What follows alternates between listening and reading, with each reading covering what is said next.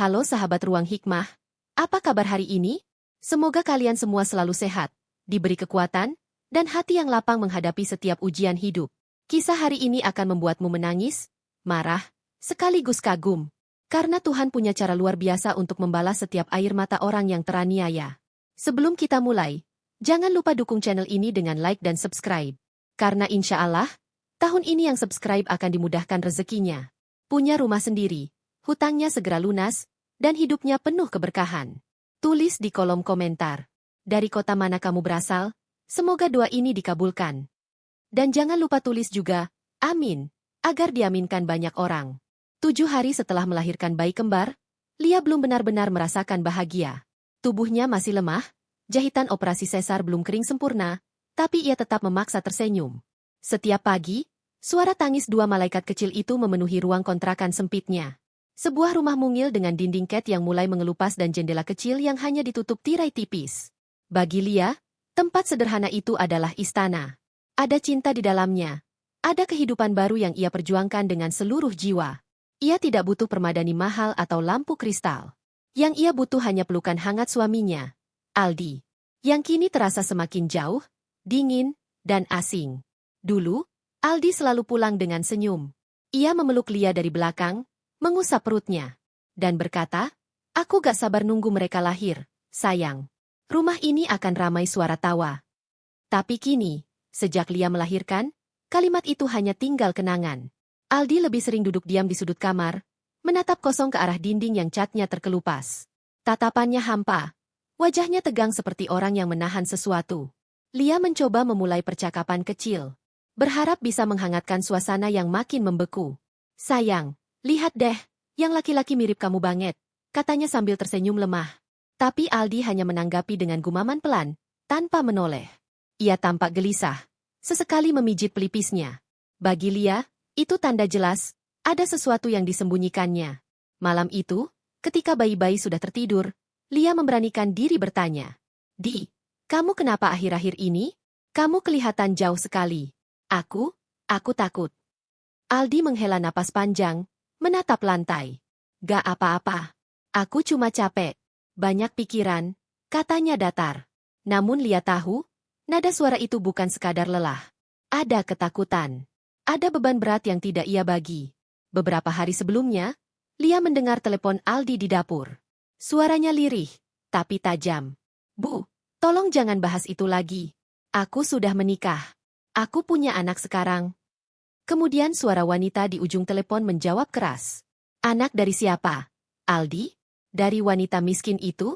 Dari perempuan yang tidak sepadan dengan darahmu?" Itulah suara Nyonya Amara, ibu Aldi. Perempuan dengan kekayaan tak terhingga dan gengsi setinggi langit.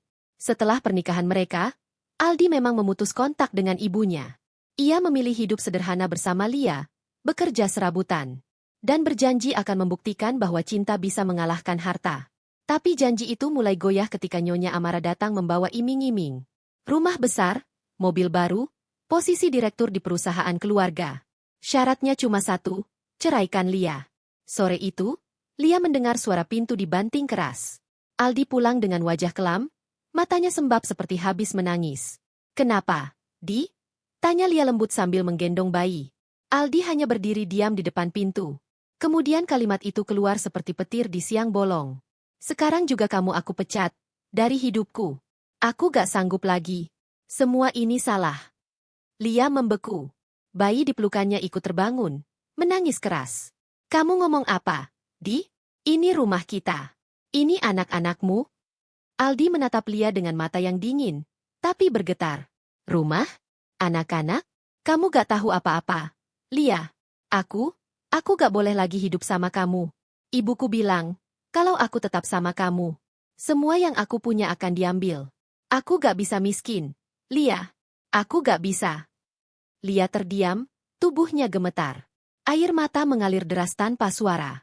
Ia tidak menyangka, laki-laki yang dulu berjanji akan menemani sampai mati, kini menyerah hanya karena tekanan seorang ibu yang serakah. Malam itu hujan deras mengguyur gang sempit tempat mereka tinggal. Aldi meninggalkan rumah tanpa menoleh. Hanya suara langkahnya di genangan air yang terdengar semakin menjauh. Di atas meja, ia meninggalkan secari kertas dan sebuah amplop. "Surat cerai?" dan beberapa lembar uang. Lia jatuh berlutut di lantai, memeluk kedua bayinya yang menangis. Tangannya gemetar, tubuhnya menggigil, tapi hatinya justru menjadi dingin dan tenang. Ya Allah, bisiknya lirih. Kalau ini ujian MU, aku pasrah. Tapi berikan aku kekuatan untuk melindungi mereka. Hujan kian deras. Listrik padam. Dalam kegelapan, Lia menatap wajah mungil kedua bayinya yang tertidur. Ia tahu, mulai malam itu hidupnya tidak akan sama lagi. Ia sudah kehilangan suami, tapi ia tidak boleh kehilangan harapan. Ia harus bertahan, bukan untuk dirinya, tapi untuk dua jiwa kecil yang tak berdosa. Ketika fajar menyingsing, Lia menulis surat pendek di selembar kertas lusuh. Tuhan, aku tidak minta kekayaan. Aku hanya minta satu hal. Beri aku waktu untuk membuktikan bahwa aku bisa hidup tanpa orang yang meninggalkanku. Ia melipat surat itu dan menyimpannya di bawah bantal bayi. Tangannya yang lemah menepuk-nepuk dada si kembar dengan lembut. Tidurlah, nak. Suatu hari nanti, kalian akan tahu siapa ibu kalian sebenarnya. Dan dari balik tirai hujan, seorang sosok berdiri di kejauhan. Dinda, sahabat lama Lia, datang dengan payung dan wajah cemas. Ia memandang Lia yang berlutut di lantai, basah kuyup. Memeluk dua bayi dengan mata penuh tekad. Tanpa sepatah kata pun, Dinda tahu. Malam itu bukan akhir kehidupan Lia, melainkan awal dari kebangkitannya sebagai seorang ibu yang tidak akan dikalahkan siapapun. Hujan belum reda saat Lia memutuskan untuk pergi. Udara dingin menembus pakaian tipisnya. Namun tekadnya lebih kuat dari rasa takut. Ia membungkus bayi kembarnya dengan kain selimut seadanya. Menyimpan sebotol susu formula dan beberapa potong pakaian bayi ke dalam tas lusuh. Semuanya ia lakukan perlahan agar tidak membangunkan si kecil. Di luar, Dinda sudah menunggu dengan payung besar dan wajah penuh kekhawatiran. Lia, kamu yakin mau keluar malam-malam begini? Kamu baru melahirkan, kamu belum kuat. Lia menatap sahabatnya dengan mata sembab tapi tegas. Kalau aku tetap di sini, Din, mereka bisa saja datang dan mengambil anak-anakku. Aku gak akan biarkan itu terjadi. Dinda terdiam. Ia tahu betul bagaimana kerasnya hidup Lia selama ini. Perempuan itu terlalu baik, terlalu sabar, bahkan ketika dunia memperlakukan dirinya dengan kejam. Tanpa banyak tanya lagi, Dinda membuka pintu mobil tua miliknya. Masuk. Aku bawa kamu ke tempat yang aman, katanya pelan. Mobil melaju menembus hujan malam. Jalanan kota terlihat seperti cermin panjang yang memantulkan lampu jalan yang redup. Lia memeluk anak-anaknya erat-erat di kursi belakang. Sementara pikirannya berputar, antara rasa sakit, marah, dan ketakutan. Setiap kali menatap wajah si kembar, air matanya jatuh tanpa bisa ditahan. Maafkan ibu, nak, ibu gak bisa jaga ayah kalian. Tapi ibu janji, ibu gak akan pernah menyerah, bisiknya. Setelah 2 jam perjalanan, mereka tiba di sebuah apartemen mewah di pusat kota. Dinda memarkir mobil di basement yang sunyi, lalu menyerahkan kartu akses ke Lia. Kamu bisa istirahat di sini. Ini milik temanku yang sedang di luar negeri. Lia menatap apartemen itu dengan bingung. Tapi Din, aku gak punya uang sepeser pun. Aku gak bisa terus bergantung sama kamu. Dinda hanya tersenyum samar. Lia, kamu masih belum sadar ya? Kamu bukan orang biasa. Lia menatapnya, tidak mengerti. Dinda lalu mengambil sesuatu dari tasnya. Sebuah amplop besar bersegel emas. Ini dari Pak Surya. Katanya, kamu pasti akan butuh ini suatu saat nanti. Dengan tangan bergetar, Lia membuka amplop itu.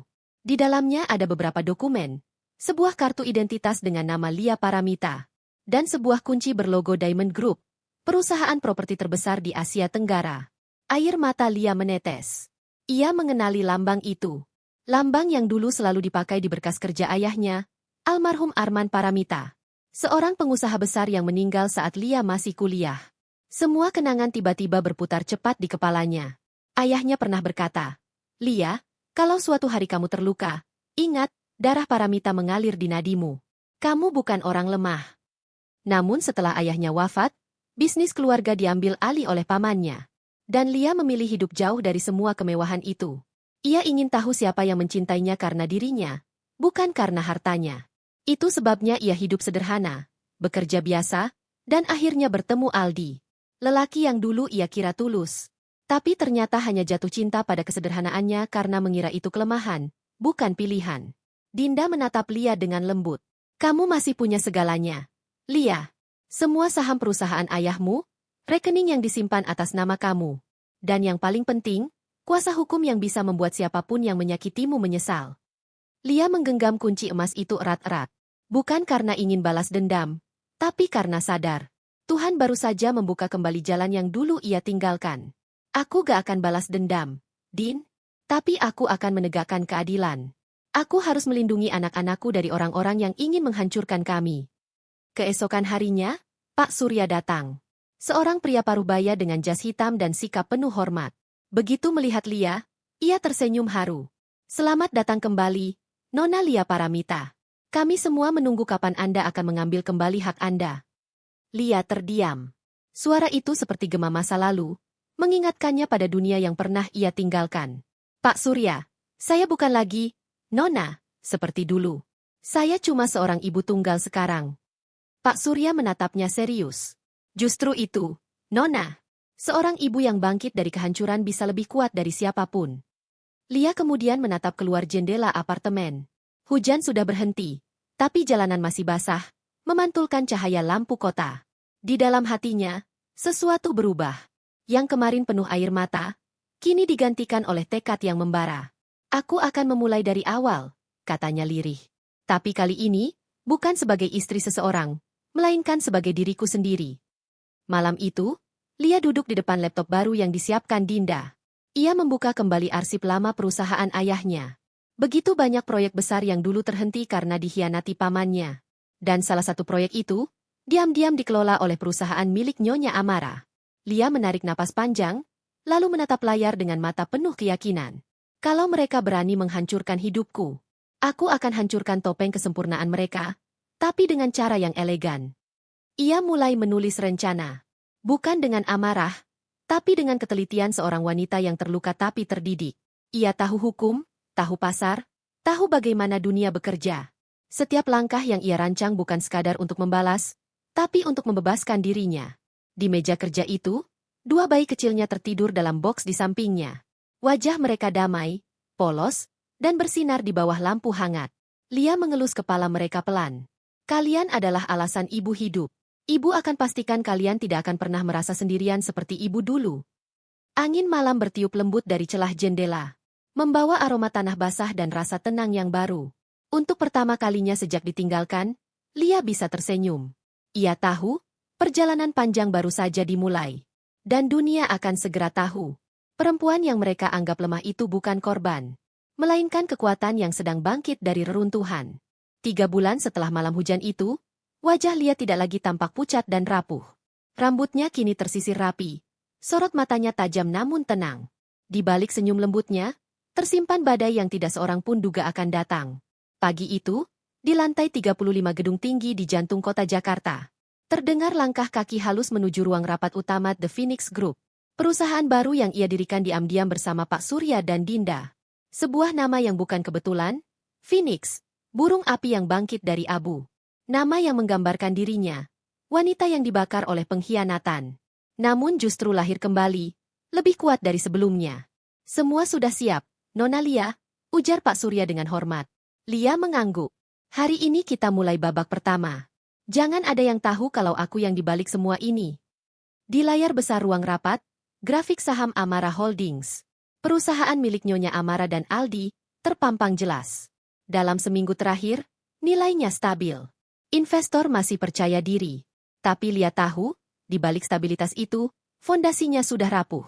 Mereka menumpuk utang, memanipulasi laporan, dan meminjam dana dari bank tanpa jaminan kuat. Ia hanya perlu satu langkah untuk menjatuhkannya. Dengan isyarat tangan halus, Lia memerintahkan timnya. Tarik seluruh investasi lintas entitas mulai besok pagi. Dan pastikan berita tentang restrukturisasi The Phoenix Group bocor ke media ekonomi. Buat seolah-olah kita sedang mempersiapkan akuisisi besar. Pak Surya menatapnya sejenak. Nona yakin? Efeknya bisa menghantam keras. Lia tersenyum tipis. Saya tidak ingin menghancurkan mereka dengan kekerasan. Saya hanya akan membuat mereka melihat konsekuensi dari keserakahan mereka sendiri. Hari berganti. Dalam waktu 48 jam, efek dari perintah Lia mulai terasa. Saham Amara Holdings anjlok 20% dalam sehari. Investor panik. Media menulis berita utama. Phoenix Group siap masuk ke sektor properti, ancaman baru untuk Amara Holdings. Di kantor mewah milik Nyonya Amara, suasana mendadak tegang. Aldi menatap layar laptop dengan dahi berkerut. Bu, ini gak mungkin cuma kebetulan. Ada yang sengaja guncang pasar. Nyonya Amara melempar dokumen di meja. Cari tahu siapa di balik Phoenix Group itu. Aku tidak suka ada yang menyaingi namaku. Namun tidak ada yang tahu. Orang yang mereka cari itu adalah wanita yang dulu mereka hina. Yang mereka buang bersama dua bayi tak berdosa. Sementara itu, di ruang kerjanya, Lia hanya menatap layar dengan tenang. Ia tidak bersorak, tidak tertawa puas. Yang ia rasakan hanya kelegaan, bukan karena melihat mereka jatuh, tapi karena akhirnya, keadilan mulai bergerak. Hari berikutnya, pukulan kedua datang lebih telak. Lia melalui jaringan hukumnya berhasil membeli aset hutang tersembunyi milik Amara Holdings. Melalui perusahaan cangkang luar negeri. Artinya, semua pinjaman mereka sekarang berada di bawah kendalinya. Ia tak perlu menuntut, cukup satu dokumen legal. Dan seluruh aset mereka bisa dibekukan kapanpun. Dan momen itu ia pilih dengan cermat. Hari pertunangan Aldi dan Clarissa, seorang sosialita muda, pewaris butik perhiasan terkenal, menjadi panggungnya. Pesta itu digelar di ballroom Hotel Bintang 5. Lampu kristal bergantung megah, para tamu berdandan mewah. Musik lembut mengalun, gelas-gelas sampanye beradu. Aldi berdiri di tengah ruangan, mengenakan setelan putih, tersenyum lebar. Ia seolah telah melupakan masa lalunya. Istri yang ia tinggalkan, anak-anak yang ia abaikan. Namun Tuhan tidak pernah lupa. Di saat pembawa acara hendak memulai sesi pertukaran cincin, seorang pria berjas hitam masuk dengan langkah tenang. Ia membawa map tebal dan berbicara lantang. Mohon perhatian, saya dari pihak legal. Kami ingin menyerahkan pemberitahuan resmi untuk Tuan Aldi dan Nyonya Amara. Musik berhenti. Semua mata tertuju pada pria itu. Aldi bingung. Apa maksudnya ini? Pria itu membuka map, menunjukkan dokumen yang distempel resmi. Mulai hari ini, seluruh aset dan rekening atas nama Anda dibekukan. Perusahaan Anda berada dalam proses penyitaan karena gagal bayar pada kreditur utama, yakni The Phoenix Group. Suasana langsung berubah kacau. Tamu-tamu berbisik, kamera ponsel mulai merekam. Dan wajah Clarissa memucat sebelum akhirnya menjerit dan berlari keluar ruangan. Nyonya Amara terpaku, tubuhnya gemetar. Sementara Aldi berdiri tak berdaya, wajahnya kehilangan warna. Phoenix Group? Siapa mereka? Siapa yang berani lakukan ini padaku? Di layar LED ballroom yang besar, tiba-tiba muncul breaking news. CEO The Phoenix Group akan mengumumkan produk barunya dalam 2 hari ke depan. Siluet wajah wanita muda terpampang samar di video teaser. Namun cukup untuk membuat Aldi merasakan sesuatu di dadanya bergetar. Tatapan mata itu, senyum itu, ia mengenalnya. Malam itu, seluruh pesta berubah menjadi mimpi buruk. Para tamu meninggalkan tempat dengan bisikan-bisikan tajam. Berita tentang kehancuran mendadak Amara Holdings menyebar cepat. Harga saham mereka jatuh bebas. Media menulis headline besar. Dari kemewahan ke kebangkrutan, skandal di balik keluarga Amara. Di balik layar laptop di ruang kerjanya, Lia menonton semua itu dengan napas berat. Ia menatap foto anak-anaknya di meja, lalu menutup mata. Bukan karena aku ingin membalas, gumamnya, tapi karena aku harus menegakkan kebenaran. Pak Surya masuk pelan, membawa secangkir teh hangat. Sudah dimulai, Nona. Dunia mulai tahu siapa sebenarnya yang kuat. Lia tersenyum tipis. Belum, Pak Surya. Ini baru permulaan. Aku belum ingin mereka tahu namaku. Aku hanya ingin mereka belajar bahwa menghina seseorang yang sabar adalah cara tercepat untuk menghancurkan diri sendiri. Di luar jendela, matahari senja tenggelam perlahan di balik gedung-gedung tinggi. Cahaya jingga memantul di kaca, menyorot wajah Lia yang kini tampak berbeda. Ia bukan lagi wanita yang ditinggalkan dalam hujan. Ia adalah pemimpin, tenang, tajam, dan berwibawa. Dan di dalam hatinya, doa yang sama masih ia bisikkan setiap malam. Ya Allah, jangan biarkan kebencianku menguasai hatiku. Biarlah keadilan MU yang berbicara melalui langkahku. 2 hari setelah pesta pertunangan yang berakhir dengan kehancuran, berita tentang kebangkrutan Amara Holdings menyebar di mana-mana. Media televisi, portal berita online, hingga influencer keuangan membicarakannya. Judul besar terpampang di layar kaca. Perusahaan raksasa runtuh dalam semalam. Siapa sosok misterius di balik Phoenix Group? Nyonya Amara mengurung diri di rumah mewahnya. Pintu ruang kerja tertutup rapat. Tapi dari baliknya terdengar suara kaca pecah dan bentakan marah. Ia memaki semua orang. Pengacara, sekretaris, bahkan Aldi sendiri. Semua ini pasti ulah pesaing. Tapi siapa berani menghancurkan aku seperti ini? Aldi duduk di sofa, wajahnya lesu. Ia sudah berhari-hari tidak tidur. Di luar rumah, wartawan berkerumun menunggu pernyataan. Setiap telepon dari bank, investor, dan media hanya menambah tekanan. Namun malam itu, sesuatu di layar televisi menarik perhatian mereka berdua. Siaran langsung dari stasiun berita nasional menayangkan konferensi pers besar dari The Phoenix Group. Ruangannya megah, modern, dan dipenuhi wartawan dari berbagai negara. Di podium depan, berdiri sosok wanita anggun dengan setelan putih elegan. Rambut hitamnya terurai rapi, wajahnya tenang tapi tegas. Ia tersenyum kecil sebelum berbicara ke mikrofon. Selamat pagi, rekan media. Nama saya Lia Paramita, CEO dan pendiri The Phoenix Group. Seketika seluruh ruangan terdiam. Kamera televisi menyorot wajahnya dari berbagai sudut. Nama itu, Lia Paramita, bergema ke seluruh negeri. Para wartawan mulai berbisik, mencoba memastikan apa mereka salah dengar. Tapi tidak. Wanita yang mereka lihat di layar itu adalah sosok yang dulu hilang tanpa jejak. Istri dari Aldi, menantu yang pernah diusir dari rumah keluarga Amara. Aldi terhuyung mundur. Wajahnya pucat seolah darahnya menguap dari tubuh. Sementara Nyonya Amara menatap layar dengan mata membelalak. Tangannya gemetar memegang remote TV. Tidak, itu tidak mungkin. Dia masih hidup. Di layar, Lia melanjutkan pidatonya dengan suara yang lembut namun berwibawa. Banyak yang bertanya, siapa sebenarnya kami, dan mengapa kami muncul begitu tiba-tiba? Izinkan saya menjawab dengan satu kalimat sederhana. Kami adalah simbol dari kebangkitan, dari keadilan, dan dari kesabaran yang tidak sia-sia. Sorot lampu menyoroti wajahnya. Matanya berkaca-kaca, namun senyum di bibirnya tetap kuat. Dulu saya pernah kehilangan segalanya. Rumah, keluarga, bahkan martabat. Saya pernah berdiri di tengah hujan malam, memeluk dua bayi kecil tanpa tahu akan pergi kemana. Tapi saya percaya, Tuhan tidak pernah tidur. Air mata yang jatuh tidak akan sia-sia jika kita tetap berjalan dalam kebaikan. Ruangan sunyi. Tak ada suara selain klik kamera yang memotret wajahnya. Ia melanjutkan dengan nada yang lebih tegas. Dan hari ini, saya berdiri di sini bukan untuk membalas dendam.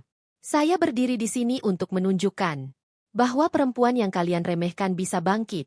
Bahwa seorang ibu yang kalian buang bisa menjadi pemimpin yang berdiri di atas panggung ini. Satu persatu wartawan mulai berdiri memberi tepuk tangan. Beberapa bahkan meneteskan air mata. Pidato itu viral dalam hitungan menit. Potongan kalimatnya menyebar di media sosial dengan tagar bangkit bersama Lia dan doa ibu tidak sia-sia. Namun di rumah besar keluarga Amara, suasananya sangat berbeda. Nyonya Amara membanting remote hingga pecah. Perempuan itu mempermalukanku di depan dunia. Aldi menunduk, tapi matanya berkaca-kaca. Dalam hatinya, ada sesuatu yang bergetar, penyesalan yang selama ini ia tekan. Wajah Lia di layar terlihat begitu kuat dan tulus. Berbeda jauh dengan dirinya yang kini hanya menjadi bayangan dari masa lalu. Sementara itu, di balik panggung konferensi, Lia menatap layar ponselnya. Ada ratusan pesan masuk. Ucapan selamat dari investor, jurnalis, dan bahkan aktivis perempuan. Namun satu pesan yang membuatnya berhenti lama. Sebuah pesan anonim bertuliskan, "Maafkan aku, Lia. Aku salah." Ia tahu itu dari siapa. Aldi. Lia menatap layar itu lama, lalu menghapus pesannya tanpa membalas. Malamnya, ia berjalan keluar dari kantornya. Angin malam bertiup lembut, menyapu rambutnya. Jakarta tampak berkilau dari balkon tinggi itu. Lampu-lampu kota berpendar seperti lautan bintang di bumi. Dinda menghampirinya sambil membawa minuman hangat. "Kamu sudah menang, Lia?" Lia menggeleng pelan. "Tidak, Din. Aku belum menang. Aku cuma membuktikan bahwa aku bisa berdiri." Dinda tersenyum. "Kamu sadar gak? Kamu baru jadi inspirasi jutaan wanita." Lia terdiam. Ia menatap jauh ke langit malam. Kalau kisahku bisa membuat satu saja perempuan berani bangkit, maka semua penderitaanku dulu tidak sia-sia. Dari kejauhan, bunyi sirene mobil patroli terdengar samar. Kabarnya, penyelidikan keuangan terhadap Amara Holdings resmi dibuka malam itu juga. Semua bukti kecurangan dan manipulasi pajak yang selama ini mereka sembunyikan mulai diungkap satu persatu oleh pihak berwenang. Sementara Lia berjalan menuju mobilnya. Ia melewati dinding kaca besar tempat pantulan dirinya terlihat utuh. Bukan lagi wanita dengan wajah lelah, bukan ibu yang ditinggalkan, tapi seorang pemimpin yang menemukan jati dirinya kembali. Ia tersenyum pada bayangan itu dan berbisik pelan. "Terima kasih, Tuhan, telah menuntunku sejauh ini. Tapi aku tahu, perjalanan ini belum selesai. Lampu mobilnya menyala, memantulkan cahaya ke jalan basah sisa hujan sore. Di kursi belakang, dua bayi kembar yang kini tumbuh sehat tertidur pulas. Dengan pelukan lembut dari pengasuhnya, Lia menatap mereka melalui kaca spion dan tersenyum. Hari ini, ibu tidak menang atas siapapun. Ibu hanya menang melawan rasa takut dalam diri sendiri. Dan di layar-layar televisi seluruh negeri, pidato Lia terus diputar berulang-ulang. Kalimatnya menjadi kutipan paling viral bulan itu. Perempuan yang kalian remehkan hari ini, bisa jadi orang yang berdiri di atas kalian besok. Karena Tuhan tidak pernah meninggalkan orang sabar. 1 minggu setelah konferensi pers bersejarah itu, nama Lia Paramita menjadi buah bibir di seluruh negeri. Wajahnya menghiasi sampul majalah, tayangan berita, dan lini masa media sosial. Ia disebut sebagai simbol kebangkitan perempuan Indonesia. Wanita yang bangkit dari penghinaan dan menjadi legenda hidup. Namun Lia belum selesai. Ada satu kebenaran yang belum ia ungkap. Tentang bagaimana ia ditelantarkan, diusir, dan hampir kehilangan anak-anaknya. Karena keserakahan satu keluarga yang haus kekuasaan. Ia tahu, waktunya sudah tiba. Kebenaran tidak boleh disembunyikan selamanya. Sebuah undangan konferensi akbar disebar ke seluruh media dan tokoh publik. Tema acaranya, keadilan untuk semua ibu. Gedung pertemuan terbesar di Jakarta dipenuhi ribuan tamu. Dari pejabat, pengusaha, hingga aktivis sosial. Namun tak seorang pun tahu bahwa di acara itulah Lia akan membuka lembaran masa lalunya yang paling kelam. Malam itu, lampu-lampu panggung memantul di gaun putih sederhana yang dikenakan Lia. Ia tampak tenang, namun di balik senyum lembutnya tersimpan badai. Dinda berdiri di sisi panggung, menggenggam tangan sahabatnya. "Yakin kamu siap?" bisiknya. Lia mengangguk. "Aku sudah siap, Din. Bukan untuk balas dendam, tapi untuk kebenaran." Ketika namanya dipanggil, tepuk tangan menggema. Lia melangkah perlahan ke podium, menatap lautan wajah di hadapannya, wartawan, kamera, dan publik yang menunggu. Ia membuka pidatonya dengan suara lembut namun menggema di seluruh ruangan.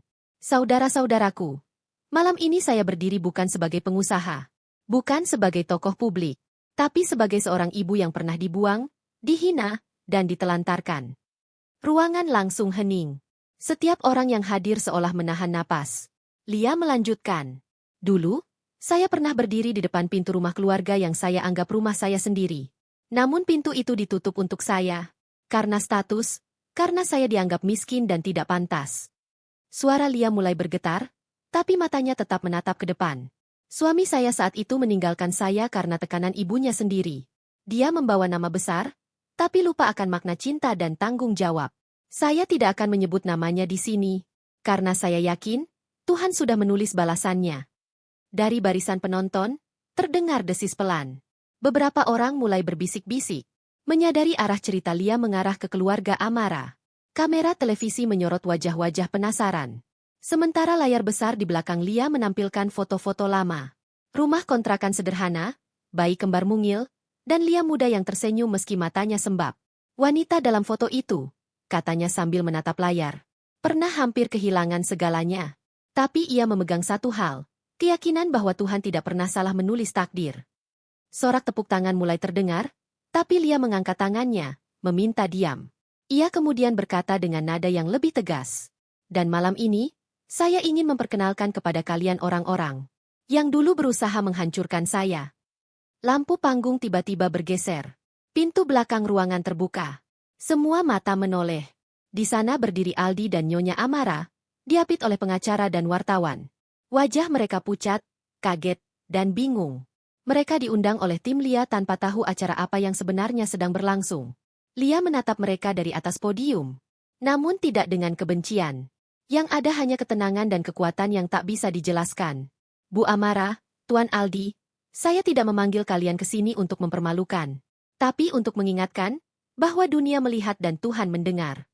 Ruangan riuh. Wartawan mulai menyalakan kamera dan mikrofon. Nyonya Amara berusaha tersenyum kaku. Namun Lia melanjutkan dengan suara yang membuat seluruh hadirin terdiam. "Wanita ini," katanya sambil menatap ibunya Aldi, "pernah berkata padaku, 'Buat apa punya anak dari wanita miskin ini? Buang saja.'" Dan anak laki-laki di sampingnya menuruti ucapan itu. "Mereka meninggalkan saya dalam hujan, Seminggu setelah saya melahirkan bayi kembar. Terdengar helaan napas keras dari barisan tamu. Beberapa perempuan bahkan menutup mulut, menahan tangis. Sementara kamera menyorot wajah Aldi yang kini tertunduk dalam rasa malu tak terkira. Lia mengangkat selembar dokumen dari mejanya. Surat wasiat mendiang ayah Aldi, yang telah disimpan oleh Pak Surya selama bertahun-tahun.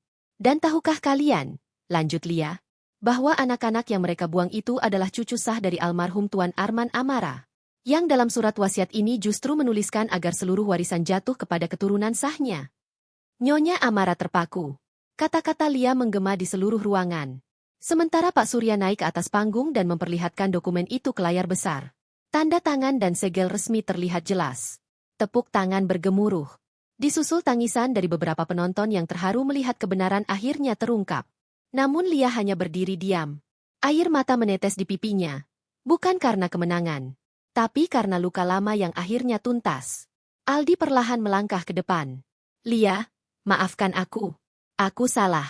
Aku pengecut. Namun Lia menggeleng pelan, air matanya menetes. Aku sudah memaafkanmu, Di. Tapi maaf tidak akan menghapus masa lalu. Yang bisa menghapus hanya penyesalan dan perubahan. Nyonya Amara berusaha mendekat, namun penjaga keamanan menahan langkahnya. Ia berteriak histeris, tapi Lia hanya menatapnya lembut. Bu, dulu saya berdoa agar Tuhan membalas perlakuan Anda. Tapi sekarang saya hanya berdoa agar Tuhan memberi Anda kedamaian. Karena tidak ada hukuman yang lebih menyakitkan selain menyadari kesalahan sendiri. Ruangan sunyi. Hanya suara tangis dan tepuk tangan yang perlahan mengiringi Lia turun dari panggung. Ia berjalan melewati kerumunan wartawan yang memanggil namanya. Tapi ia tidak menjawab satupun pertanyaan.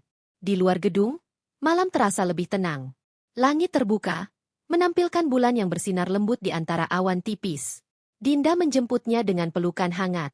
Kamu sudah melakukannya, Lia. Kebenaran sudah disampaikan. Lia mengangguk pelan. Iya, Din. Dan semoga malam ini, banyak wanita di luar sana yang tahu bahwa sabar bukan berarti diam, dan diam bukan berarti kalah. Dari balik mobil hitam yang membawa mereka pulang, Lia menatap pantulan wajahnya di jendela. Ia bukan lagi korban, bukan pula pelaku balas dendam. Ia adalah simbol harapan, bahwa kebenaran mungkin datang terlambat, tapi tidak pernah salah alamat. Hari demi hari berlalu sejak malam pengungkapan besar itu. Video pidato Lia di panggung menjadi viral di seluruh negeri. Hampir setiap orang membicarakannya. Di media sosial, warganet menyebutnya sebagai keadilan yang datang tanpa teriak. Kalimat Lia, Tuhan tidak pernah tidur, menjadi kutipan yang dicetak di ribuan postingan. Menginspirasi jutaan orang yang pernah merasa ditindas dan tidak punya suara. Namun bagi keluarga Amara, hari-hari itu berubah menjadi mimpi buruk yang tidak berkesudahan. Pagi setelah acara itu, rumah besar mereka didatangi belasan petugas berseragam hitam. Sirene mobil polisi meraung di depan gerbang tinggi yang dulu dijaga ketat oleh satpam pribadi. Para tetangga berkerumun, memotret dengan ponsel. Sementara Nyonya Amara menatap dari balik jendela dengan wajah pucat pasi. Ia berusaha tenang, tapi seluruh tubuhnya bergetar. Petugas datang membawa surat resmi penyitaan aset dan dokumen penyelidikan. Maaf, Bu, kata salah satu penyidik. Kami mendapat laporan adanya pelanggaran hukum dalam keuangan perusahaan Anda. Kami hanya menjalankan perintah pengadilan. Dalam hitungan jam, semua yang dulu mereka banggakan, mobil mewah, perhiasan, rekening bank, dan saham keluarga, dibekukan. Berita itu langsung meledak di seluruh media. Headline besar tertulis, keluarga Amara diselidiki atas dugaan penggelapan dana dan manipulasi saham. Aldi menatap layar televisi dengan mata kosong. Ia duduk di ruang tamu yang kini terasa begitu asing. Setiap panggilan telepon dari klien dan rekan bisnis hanya berisi satu hal, pemutusan kerjasama. Perusahaan bangkrut, kontrak dibatalkan, dan semua orang menjauh. Ia, yang dulu dielu-elukan sebagai direktur muda berbakat, kini menjadi simbol kejatuhan yang disiarkan di mana-mana. Sementara ibunya, Nyonya Amara, semakin kehilangan kendali. Ia menolak makan, menolak bicara dengan siapapun, dan hanya duduk memandangi foto mendiang suaminya di meja kecil ruang kerja. Lihat, semua ini salah perempuan itu, gumamnya lirih. Namun kalimat itu tak lagi memiliki makna. Karena jauh di dalam hatinya, ia tahu, ini bukan karena Lia, tapi karena kesombongan dan dosa dirinya sendiri. Sore itu, ketika langit mulai gelap, dua mobil hitam berhenti di depan rumah besar itu. Dari dalam, Keluar beberapa petugas berseragam membawa berkas tebal. Bu Amara, mohon ikut ke kantor untuk memberikan keterangan, kata mereka sopan. Nyonya Amara menatap mereka dengan mata merah dan wajah kosong. Ia tidak melawan, tidak berteriak, hanya menunduk dan berjalan pelan menuju mobil. Saat pintu tertutup, kilatan kamera wartawan menyala seperti hujan cahaya. Untuk pertama kalinya, wanita yang dulu berkuasa kini terlihat kecil dan rapuh. Kabar penangkapan Nyonya Amara mengguncang dunia bisnis. Semua orang tahu, tak ada yang bisa melawan hukum dan 2 orang teraniaya. Sementara di sebuah ruang sederhana, Lia duduk memandangi layar televisi dengan ekspresi sendu. Dinda menatapnya cemas. Lia, kamu sedih? Lia menghela napas pelan. Aku bukan sedih, Din. Aku takut. Takut kenapa? Takut kalau aku bersukacita atas penderitaan orang lain. Aku tidak ingin jadi seperti mereka dulu. Dinda terdiam, lalu menggenggam tangan sahabatnya. Bedanya, kamu menegakkan kebenaran, bukan menghancurkan. Lia mengangguk perlahan. Tuhan yang melangkahkan kakiku sampai titik ini. Aku hanya menjalani takdir. Beberapa minggu kemudian, proses hukum berjalan cepat. Semua bukti kecurangan dan manipulasi terbongkar. Transfer fiktif, proyek siluman, dan penggelapan pajak dalam jumlah besar. Nyonya Amara dijatuhi hukuman penjara. Sementara Aldi, yang terbukti tidak ikut dalam skema itu, tetap harus menanggung malu dan kehilangan seluruh asetnya. Ia kini bekerja serabutan di bengkel kecil, jauh dari gemerlap dunia yang dulu ia cintai. Di sisi lain, The Phoenix Group semakin berkembang pesat. Namun Lia tidak pernah menggunakan kekuasaannya untuk membalas.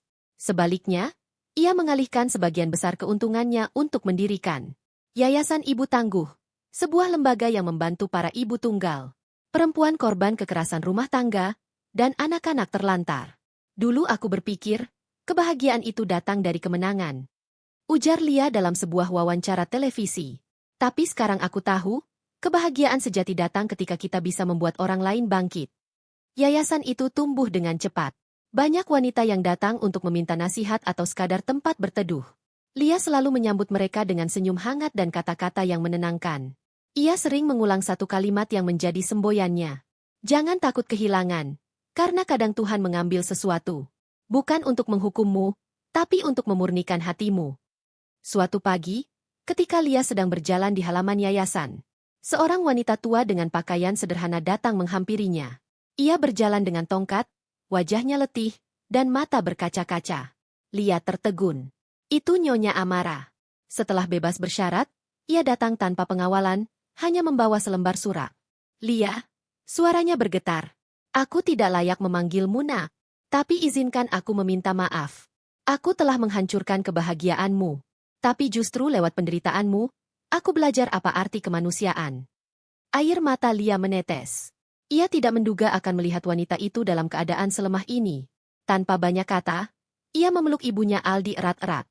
Bu, sudah cukup. Tuhan sudah mengadili kita semua. Sekarang biarkan kita memulai dari nol. Pelukan itu berlangsung lama. Untuk pertama kalinya, tidak ada kebencian, hanya pengampunan dan penyesalan yang tulus. Beberapa bulan kemudian, Lia mengadakan acara besar di yayasan yang ia dirikan. Ia berdiri di depan ratusan ibu dan anak-anak yang pernah ia bantu. Lihatlah, katanya sambil tersenyum. Dulu aku berdiri sendirian dalam hujan. Tapi kini, aku dikelilingi cahaya. Tuhan memang tidak pernah tidur. Ia hanya menunggu waktu yang tepat untuk membalas doa yang teraniaya. Sorak tepuk tangan bergemuruh. Anak-anak kecil berlari memeluk kakinya sambil tersenyum polos. Lia menatap langit yang cerah. Seolah semua luka, air mata, dan kehancuran yang dulu menimpanya telah berubah menjadi taman hikmah yang indah. Ia menutup matanya, dan dalam hati berbisik pelan. Ya Allah, terima kasih sudah menuntunku hingga di titik ini. Aku tidak ingin balas dendam. Aku hanya ingin membalas keburukan dengan kebaikan. Karena engkau sendiri yang telah membalas semua dengan cara yang jauh lebih indah. Dan disinilah hukum Tuhan benar-benar bekerja. Bukan dengan tangan manusia, bukan dengan amarah, tapi lewat keadilan yang datang pelan-pelan. Membuat setiap orang yang pernah berbuat zalim sadar bahwa 2 orang sabar tidak pernah gagal mencapai langit. Waktu terus berjalan, meninggalkan segala luka di belakang. 3 tahun telah berlalu sejak semua badai itu berlalu. Jakarta kini terasa berbeda di mata Lia, bukan lagi kota yang penuh kenangan pahit. melainkan tempat di mana ia menemukan arti sebenarnya dari memulai kembali. Pagi itu, sinar matahari menembus jendela besar di lantai atas The Phoenix Tower. Di sana, Lia berdiri di balkon, menatap langit biru sambil menikmati secangkir teh hangat. Di bawah sana, lalu lintas sibuk berdenyut seperti nadi kehidupan. Dari ruangan yang sama dulu ia pernah menangis sendirian. Kini terdengar tawa kecil dua anak kembar yang sedang berlari mengejarnya. Ayah, maksudku, ibu, ibu. Anak laki-lakinya, Raffi, berteriak sambil tertawa, sementara adiknya, Rania, menyusul di belakang. Lia menoleh dan tersenyum. Pelan-pelan, nanti jatuh, katanya lembut. Ia berjongkok, memeluk keduanya erat-erat. Wangi tubuh mereka, tawa kecil yang polos, semua itu menjadi pengingat bahwa Tuhan telah mengganti air matanya dengan kebahagiaan yang tak ternilai. Sejak mendirikan Yayasan Ibu Tangguh, hidup Lia berubah total. Setiap hari ia menerima surat, pesan, dan video dari para wanita yang berhasil bangkit karena inspirasinya. Ada ibu muda yang membuka usaha kecil. Ada janda tua yang kini bisa menyekolahkan anak-anaknya. Ada pula korban kekerasan rumah tangga yang menemukan keberanian untuk hidup lagi. Lia tidak pernah menganggap dirinya pahlawan. Ia hanya menganggap dirinya seseorang yang pernah jatuh. Dan kini menyalakan lilin kecil agar jalan orang lain tidak sekelam dulu. Sore itu, saat sedang meninjau kegiatan yayasan di Bogor, Lia bertemu seorang pria yang akan mengubah sisa hidupnya. Namanya Adrian Wiratama, seorang konsultan sosial dan pengusaha teknologi hijau. Pria itu datang dengan pakaian sederhana, membawa tumpukan proposal donasi. Mata Lia terpaku sejenak, bukan karena ketampanannya, tapi karena tatapan matanya yang jujur dan tenang. Tatapan yang sama seperti yang pernah ia lihat pada ayahnya dulu. Bu Lia, katanya sopan, saya kagum dengan apa yang ibu lakukan. Saya ingin bekerja sama untuk proyek pemberdayaan ekonomi ibu-ibu desa. Nada suaranya rendah dan mantap. Lia menatapnya beberapa detik, lalu tersenyum. Baik, Pak Adrian. Mari kita bicarakan lebih lanjut. Tapi satu syarat. Apa itu? Jangan panggil saya, Ibu, kalau sedang kerja. Panggil Lia saja. Mereka tertawa. Sejak hari itu, proyek demi proyek mempertemukan mereka lebih sering. Lia dan Adrian banyak berbagi gagasan, visi, dan keinginan untuk membantu orang lain. Namun di luar semua itu, ada sesuatu yang perlahan tumbuh di antara mereka. Sebuah rasa yang tenang, tulus, dan tidak menuntut apapun. Suatu malam, setelah acara penutupan pelatihan perempuan mandiri di Bandung, hujan turun lembut. Lia berdiri di bawah payung, memandangi gemerlap lampu kota yang memantul di jalan basah. Adrian menghampiri dari belakang, membawa jaket tebal. Jangan terlalu lama di luar, nanti masuk angin. Lia tersenyum. Aku suka hujan. Dulu, setiap kali hujan, aku merasa Tuhan sedang bicara lewat air. Bicara apa? Tanya Adrian. Bahwa tidak semua tangisan berarti kesedihan. Kadang itu cara langit membersihkan bumi. Adrian menatapnya lama. Dan dalam diam itu, Lia tahu, cinta yang datang kali ini berbeda. Tidak terburu-buru, tidak mengikat. Tapi hadir seperti doa yang pelan namun pasti terkabul. Beberapa bulan kemudian, mereka menjadi semakin dekat. Anak-anak Lia menyukai Adrian. Mereka memanggilnya, Om. Adrian sering mengantar mereka ke sekolah.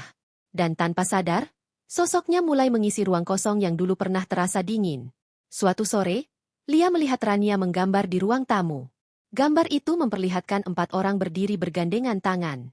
Raffi, Rania, dirinya, dan Adrian. Di atas gambar itu tertulis dengan tulisan anak kecil, keluarga bahagia. Lia terdiam lama, matanya berkaca-kaca. Malamnya, ia menatap foto mendiang ayahnya di meja kerja dan berbisik. Pak, sepertinya Tuhan mengirimkan seseorang lagi untuk menjagaku. Hari-hari berikutnya terasa ringan. Proyek sosial berkembang pesat, kehidupan pribadi Lia pun semakin damai. Namun ia tidak pernah lupa dari mana semua ini bermula. Setiap tahun, di tanggal yang sama ketika dulu ia diusir dari rumah mertua, Lia selalu datang ke panti asuhan membawa bantuan. Ia duduk di sudut aula, berbicara kepada anak-anak di sana. Kalau kalian sedang merasa sendirian, ingat satu hal, bahwa kesepian seringkali adalah tempat Tuhan memulai keajaiban. Pada tahun kelima berdirinya The Phoenix Group, Adrian melamarnya di sebuah acara sederhana di taman yayasan. Tidak ada pesta mewah, tidak ada kamera media. Hanya doa, senyum, dan kebahagiaan yang tenang. Lia, katanya sambil berlutut, Aku tidak ingin menggantikan siapapun dalam hidupmu. Aku hanya ingin berjalan bersamamu di sisa waktu yang Tuhan izinkan. Lia menatapnya lama. Air matanya mengalir bukan karena sedih, tapi karena rasa syukur. Kalau ini memang jawaban dari doaku dulu, aku terima, Adrian. Tapi ingat, perjalanan ini bukan milikku, tapi milik kita bertiga. Adrian tersenyum, lalu merangkul Raffi dan Rania yang berlari ke arah mereka. 4 tangan kecil saling menggenggam di bawah langit senja yang berwarna keemasan. Sejak hari itu, Lia bukan lagi hanya simbol kebangkitan, tapi juga lambang dari cinta yang tumbuh dari luka, dan kekuatan yang lahir dari kesabaran. Ia belajar bahwa hidup tidak harus sempurna untuk bisa bahagia, dan tidak semua kehilangan berarti akhir. Suatu malam, Lia menulis di buku hariannya, "Aku pernah kehilangan cinta, tapi aku menemukan diriku sendiri. Aku pernah ditinggalkan, tapi justru di sanalah Tuhan datang menjemputku. Kini aku tahu, bahagia bukan ketika semua berjalan mulus, tapi ketika hati mampu bersyukur bahkan saat dunia terasa tidak adil." Dan dari jendela kamarnya, ia menatap lampu-lampu kota yang berkelap-kelip. 2 anaknya sudah tidur pulas. Sementara Adrian menyiapkan teh di dapur, menggumamkan lagu pelan. Hatinya damai. Ia tersenyum dan berbisik pelan. "Ya Allah, terima kasih. Aku tidak meminta hidup yang mudah. Aku hanya meminta hati yang kuat untuk melewati semuanya. Dan Engkau mengabulkannya." Malam itu, hujan kembali turun lembut. Bukan hujan yang menandakan kesedihan seperti dulu, melainkan hujan yang membawa kedamaian dan berkah. Seolah langit pun ikut tersenyum atas perjalanan seorang perempuan yang pernah jatuh, tapi memilih untuk bangkit dengan penuh cinta. Tahun demi tahun bergulir seperti daun yang jatuh dari pohon waktu. Kehidupan Lia kini benar-benar berubah. Dulu, ia hanya seorang istri yang ditinggalkan dan seorang ibu yang berjuang sendirian. Kini, namanya terukir di banyak tempat. Bukan karena kekayaan atau kekuasaannya, melainkan karena keberaniannya memaafkan, berdiri, dan menginspirasi. Suatu pagi yang damai, angin berhembus lembut di taman belakang rumahnya di kawasan puncak. Kabut tipis turun perlahan, menyelimuti bunga-bunga yang bermekaran. Rania dan Raffi sedang bermain bola di halaman. Sementara Adrian duduk di beranda, membaca koran sambil sesekali tersenyum kecil. Di pangkuan Lia, secangkir kopi hitam mengepul pelan. Udara dingin, tapi hatinya hangat. "Dulu, aku pikir hidupku berakhir," bisiknya lirih. Tapi ternyata, Tuhan baru menulis bab terindahnya. Ia menatap jauh ke lembah di bawah sana, menghirup aroma tanah dan hujan yang baru saja reda. Dalam setiap hembusan angin, Lia bisa merasakan betapa banyaknya luka yang telah disembuhkan oleh waktu. Bukan karena ia lupa, tapi karena ia memilih untuk berdamai. Pagi itu, sebuah surat datang, bertanda tangan pejabat pemerintah, mengundangnya untuk menerima penghargaan Perempuan Inspiratif Indonesia. Namun Lia tidak langsung tersenyum. Ia hanya memegang surat itu lama, menatapnya dengan mata berkaca. Baginya, penghargaan tertinggi bukan datang dari manusia, melainkan dari ketenangan hati ketika ia memaafkan mereka yang menghancurkannya. Siang harinya, Lia mengunjungi makam ayahnya, pria yang dulu menanamkan dalam dirinya benih kekuatan yang kini tumbuh subur. Ia duduk bersimpuh di samping batu nisan, membaca doa dalam hening. "Pak," katanya dengan suara lembut, "kalau Papa masih hidup, Papa pasti marah melihat apa yang mereka lakukan dulu. Tapi aku tahu Papa akan lebih bangga melihat aku tidak membalas dengan kebencian." Angin berhembus pelan, seolah ikut menjawab doanya. Lia tersenyum kecil. "Aku baik-baik saja sekarang. Dan aku tidak sendiri lagi." Ketika ia pulang ke rumah, di meja ruang tamu, Rania dan Raffi sedang menulis surat kecil untuknya. Di kertas berwarna biru itu tertulis, "Terima kasih Ibu sudah kuat. Karena Ibu, kami tahu arti sabar dan maaf." Air mata Lia menetes, jatuh di atas huruf-huruf kecil itu. Ia mengusap kepala anak-anaknya dan memeluk mereka erat-erat. "Tidak, Nak. Justru kalianlah yang membuat Ibu kuat. Karena Ibu ingin kalian tahu, cinta sejati tidak pernah tumbuh dari dendam, melainkan dari doa dan kesetiaan." Beberapa minggu kemudian, acara penghargaan itu digelar di sebuah hotel megah di Jakarta. Ruangan penuh dengan cahaya kamera, musik lembut, dan tepuk tangan. Ketika namanya dipanggil, Lia melangkah naik ke panggung dengan langkah mantap. Gaun putihnya berkilau di bawah cahaya lampu. Namun senyum di wajahnya tetap sederhana. Ia menerima trofi emas dari tangan Menteri Perempuan yang memujinya hangat. Lalu Lia berdiri di depan mikrofon, mengucapkan pidato yang membuat seluruh ruangan terdiam. "Terima kasih atas penghargaan ini," katanya tenang. "Tapi sejatinya, saya menerima ini bukan untuk diri saya. Saya menerimanya untuk semua perempuan yang pernah menangis dalam diam, yang pernah dihina karena kemiskinan, yang pernah ditinggalkan di saat mereka paling membutuhkan pelukan. Kalian bukan korban. Kalian pejuang." Suara Lia bergetar, tapi penuh keyakinan. "Kalau hari ini saya bisa berdiri di sini, itu bukan karena kekuatan saya sendiri, tapi karena saya pernah jatuh dan Tuhan tidak membiarkan saya sendirian. Saya belajar bahwa doa seorang ibu bisa menembus langit, dan air mata yang jatuh karena sabar akan berubah menjadi mutiara di waktu yang tepat." Sorak tepuk tangan bergemuruh. Beberapa wanita di barisan depan meneteskan air mata. Namun di antara semua wajah yang hadir, Lia sempat melihat sosok laki-laki yang berdiri di pojok ruangan. Aldi, mantan suaminya. Ia datang tanpa diundang, memakai jas sederhana. Tatapan matanya penuh penyesalan dan kebanggaan sekaligus. Setelah acara usai, Lia menghampirinya. "Terima kasih sudah datang," katanya lembut. Aldi menunduk. "Aku hanya ingin bilang, kamu benar. Dulu aku buta, dan aku kehilangan segalanya. Tapi aku bersyukur kamu masih hidup, masih kuat, dan membuktikan bahwa Tuhan berpihak pada yang sabar." Lia tersenyum tipis. "Aku sudah lama memaafkanmu, Di. Sekarang tugasmu satu. Jadilah manusia yang berguna, meski bukan untukku." Aldi mengangguk, matanya berkaca-kaca. Pertemuan itu berakhir dengan jabat tangan tenang. Bukan dendam, tapi kelegaan. Malam itu, Lia pulang bersama Adrian dan anak-anak. Di dalam mobil, lampu kota berpendar seperti bintang-bintang kecil di luar jendela. Rania bersandar di bahunya. Raffi tertidur di pangkuannya.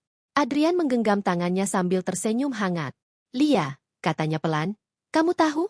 Hidupmu seperti kisah yang ditulis Tuhan dengan tinta air mata. Tapi setiap barisnya berakhir dengan kata, hikmah." Lia tertawa pelan. "Aku tidak ingin hidup sempurna, Adrian. Aku hanya ingin hidup yang berarti." Ketika mobil melintas di jembatan layang, ia menatap langit malam yang tenang. Bintang-bintang tampak seperti mata yang tersenyum. Dan dalam hati, Lia berdoa, "Ya Allah, aku sudah melihat Engkau menulis keadilan dengan caramu. Aku sudah melihat Engkau mengganti air mataku dengan cahaya. Izinkan aku kini menjadi tangan kecil MU, yang mengangkat orang lain dari gelap, sebagaimana Engkau dulu mengangkatku." Hari berganti hari. Yayasan Ibu Tangguh semakin besar, menebar manfaat di banyak kota. Anak-anak Lia tumbuh menjadi remaja yang rendah hati dan cerdas. Rania bercita-cita menjadi dokter, Raffi ingin menjadi arsitek. Dan setiap kali seseorang bertanya padanya bagaimana ia bisa sekuat itu, Lia selalu menjawab dengan kalimat yang sama. "Kekuatan bukan tentang seberapa keras kamu melawan, tapi seberapa ikhlas kamu menerima dan tetap berjalan." Kisah hidup Lia menutup bab terakhirnya bukan dengan kesedihan, melainkan dengan kedamaian yang tulus. Ia telah melewati badai, kehilangan, dan pengkhianatan. Tapi di ujung semuanya, ia menemukan hal paling berharga, makna hidup. Dan itulah pesan terbesar dari kisah ini, bahwa Tuhan tidak pernah salah menunda kebahagiaan. Karena ia tahu, waktu yang tepat untuk menukar luka menjadi pelajaran, dan air mata menjadi kekuatan. Maka kepada semua penonton Ruang Hikmah, kalau hari ini kamu sedang diuji, sedang terpuruk, atau merasa sendirian,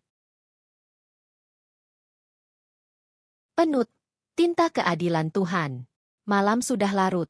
Bulan menggantung di langit seperti lentera putih yang diam, menyaksikan perjalanan panjang seorang perempuan yang pernah hancur, dan kini berdiri kembali, bukan dengan amarah, tapi dengan cahaya. Lia menatap keluar jendela ruang kerjanya. Kota Jakarta berkilau di bawah sana. Ribuan lampu berpendar seperti bintang di bumi. Di meja, tersusun rapi dokumen proyek sosial, proposal beasiswa, dan surat-surat dari para perempuan yang ia bantu lewat Yayasan Ibu Tangguh. Ia membacanya satu persatu, perlahan, sambil tersenyum haru. Surat pertama dari seorang ibu muda. "Bu Lia, terima kasih sudah bantu saya membuka toko kecil. Dulu saya hampir menyerah, tapi setelah dengar kisah ibu, saya belajar bertahan." Surat kedua dari anak panti asuhan. "Saya ingin seperti ibu, tidak takut sendirian. Karena ibu sudah buktikan, Tuhan selalu ada." Air mata Lia jatuh tanpa suara. Ia tidak menangis karena sedih, tapi karena bersyukur. Karena ternyata penderitaannya dulu bukan akhir dari segalanya, melainkan awal dari sesuatu yang lebih besar, perubahan untuk orang lain. Ia menatap foto lama yang terbingkai di meja. Dirinya yang dulu, kurus, pucat, memeluk bayi kembar di rumah kontrakan sempit. Wajah itu tampak asing. Tapi di sanalah semua dimulai. Kalau waktu bisa bicara, gumamnya, aku ingin berterima kasih kepada diriku yang dulu. Yang tidak menyerah, yang terus berdiri meski dunia menertawakan. Dari luar ruangan, terdengar langkah kecil. Rania masuk dengan piyama, memeluk ibunya dari belakang. Ibu belum tidur? Lia tersenyum dan membelai rambut anaknya. Belum, sayang. Ibu sedang baca surat. Rania menunjuk foto lama di meja. Itu waktu ibu masih sedih, ya? Iya. Tapi tanpa masa itu, mungkin ibu gak akan jadi seperti sekarang. Anak itu tersenyum kecil. Berarti Tuhan sayang ibu, ya? Lia mengangguk. Air matanya jatuh di pipi putrinya. Iya, Nak. Tuhan sangat sayang. Hanya saja, kadang caranya tidak kita mengerti. Malam itu, Lia menulis sesuatu di buku hariannya. Buku yang ia simpan sejak hari pertama ia ditinggalkan. Halaman terakhir kini hampir penuh. Dan tulisan tangannya terlihat lebih tenang dibandingkan lembar-lembar awal yang penuh air mata. Ia menulis pelan. Tuhan tidak pernah salah memberi jalan. Kadang dia menunda bahagia agar kita belajar arti syukur. Kadang dia biarkan kita jatuh agar kita tahu siapa yang benar-benar menggenggam. Aku pernah kehilangan cinta, tapi justru menemukan diriku sendiri. Aku pernah dibuang, tapi justru di sanalah aku dipeluk oleh kuasanya. Kini aku tahu, setiap luka yang tak ku mengerti dulu, ternyata adalah doa yang sedang ia kabulkan perlahan. Lia menutup buku itu dan mematikan lampu meja. Ia berdiri di balkon, menatap langit yang penuh bintang. Udara malam membelai lembut wajahnya, membawa bisikan damai yang tak bisa dijelaskan. Dalam hatinya, ia berdoa. Ya Allah, jika dulu aku menangis karena kehilangan, kini biarlah air mataku menjadi doa untuk mereka yang masih berjuang. Lindungilah semua hati yang sedang hancur. Beri mereka kekuatan seperti yang kau berikan padaku. Beberapa hari kemudian, sebuah wawancara televisi menayangkan potret kehidupannya. Presenter bertanya, Bu Lia, apa yang membuat ibu bisa memaafkan semuanya? Lia tersenyum lembut. Karena aku sadar, kebencian hanya membuat luka lama tetap terbuka. Tapi saat aku memaafkan, aku membebaskan diriku sendiri. Dan hanya dengan hati yang bebas, aku bisa mencintai hidup ini sepenuhnya. Seketika, ruangan studio hening. Penonton menangis. Bukan karena kisahnya tragis, tapi karena kebenarannya terasa dekat. Lia menatap kamera dan berkata kalimat terakhir yang kemudian viral di seluruh negeri. Kalau kamu sedang menderita hari ini, jangan berpikir Tuhan tidak adil. Mungkin dia sedang menulis kisahmu. Dan bab terbaiknya belum kamu baca. Bertahun-tahun kemudian, nama Lia Paramita tetap dikenang. Tidak sebagai korban, tidak sebagai miliarder, tetapi sebagai wanita yang mengajarkan dunia untuk percaya pada proses Tuhan. Setiap kali orang membaca kisahnya, mereka belajar bahwa kesabaran tidak pernah sia-sia. Raffi dan Rania tumbuh dewasa, menjadi pribadi yang lembut dan berani seperti ibunya. Adrian tetap mendampinginya dengan cinta yang tenang, cinta yang tidak menuntut, hanya melengkapi. Dan ketika ditanya apa rahasia hidup bahagianya, Lia selalu menjawab dengan kalimat yang sama. Aku tidak berusaha melupakan masa lalu. Aku hanya belajar mencintai diriku yang pernah terluka. Sore itu, di acara peringatan 10 tahun Yayasan Ibu Tangguh, Lia berdiri di depan ratusan orang. Para ibu, anak-anak, dan relawan yang datang dari berbagai kota. Cahaya matahari senja menyorot wajahnya, memberi kesan hangat yang hampir suci. Ia menutup pidatonya dengan kalimat sederhana, namun membuat semua orang terdiam dengan mata basah. Jangan takut berjalan sendirian, karena di setiap langkahmu yang berat, ada doa dari langit yang sedang menuntunmu pulang. Tepuk tangan pecah. Anak-anak berlari memeluknya. Dan langit sore perlahan berubah menjadi jingga keemasan. Warna yang sama dengan cahaya pertama di hari Lia memutuskan untuk bangkit. Dan disitulah kisah ini berakhir. Bukan dengan air mata, bukan dengan balas dendam, tapi dengan kedamaian yang hanya bisa lahir dari hati yang benar-benar pulih. Pesan untuk sahabat Ruang Hikmah. Kalau kamu sedang di titik terendah hidupmu, jangan menyerah. Tuhan tidak pernah tidur. Kadang ia membiarkan badai datang agar kita belajar berenang. Bukan supaya kita tenggelam. Percayalah, luka hari ini bisa menjadi pelita untuk orang lain di masa depan. Tulislah di kolom komentar. Balon ucapan, saya percaya, Tuhan tidak tidur. Amin. dan bantu sebarkan kisah ini agar lebih banyak hati yang menemukan harapan. Terima kasih sudah menonton. Sampai jumpa di kisah berikutnya di Ruang Hikmah. Tempat di mana air mata berubah menjadi doa. Dan setiap luka berujung pada keajaiban.